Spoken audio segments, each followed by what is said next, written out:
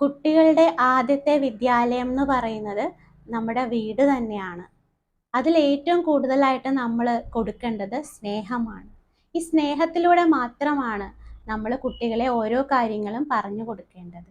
അച്ഛൻ, അമ്മ, grand parents ഇവരുടെയൊക്കെ സ്വഭാവങ്ങൾ ഈ കുട്ടികളെ നല്ല രീതിയിൽ ബാധിക്കുന്നുണ്ട്.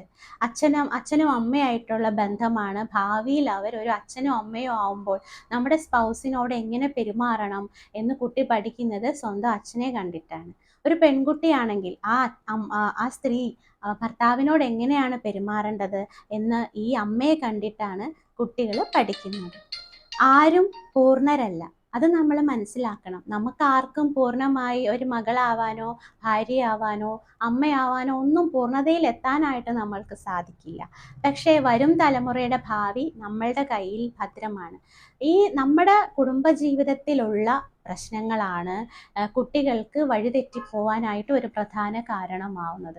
കുടുംബ ബന്ധത്തിലുള്ള അസ്വാരസ്യങ്ങൾ കുട്ടികളെ അവരത് വേണ്ട രീതിയിൽ അവരത് ഉപയോഗിക്കുകയും ചില രീതിയിൽ അവരത് മുതലെടുപ്പാവാനും സാധ്യതയുണ്ട്.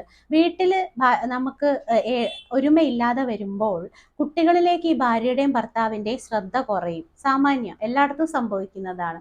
കുട്ടി ഈ തരം മുതലാക്കി കുട്ടി മറ്റ് സോഷ്യൽ മീഡിയയിലേക്കും മറ്റു വഴിവിട്ട ബന്ധങ്ങളിലേക്കും പോവാനൊരു അവസരമായിട്ടെടുക്കുന്നു.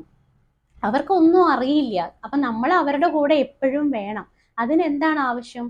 നമ്മൾ അവരിലേക്ക് നമ്മളുടെ പ്രധാന ലക്ഷ്യം എന്ന് പറയുന്നത് കുട്ടികളാണല്ലോ. നമ്മൾ എന്ത് പൈസയൊന്നും ഉണ്ടാക്കുക എന്നുള്ളതല്ല നമ്മളുടെ കുട്ടികളാണ് നമ്മളുടെ ധനം. അവരാണ് നാളത്തെ ഇന്ത്യയിലെ പൗരന്മാർ. അപ്പോൾ കുട്ടികളിൽ സ്നേഹത്തോടു കൂടി നമ്മൾ ശ്രദ്ധ ചെലുത്തുകയും അവരുടെ എല്ലാ കാര്യങ്ങളിലും സ്നേഹത്തോടു കൂടിയുള്ള ഉപദേശവും അവരെ വഴിതെറ്റിക്കാതിരിക്കാനായിട്ട് വളരെ പ്രധാനമാണ്.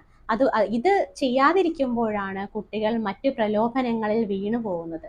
സ്നേഹമാണ് ഏറ്റവും ഉത്തമമായ ഔഷധം. ഇതിലൂടെ മാത്രമേ നമുക്ക് ഏത് ബന്ധത്തെയും ദൃഢമാക്കാൻ സാധിക്കുകയുള്ളൂ.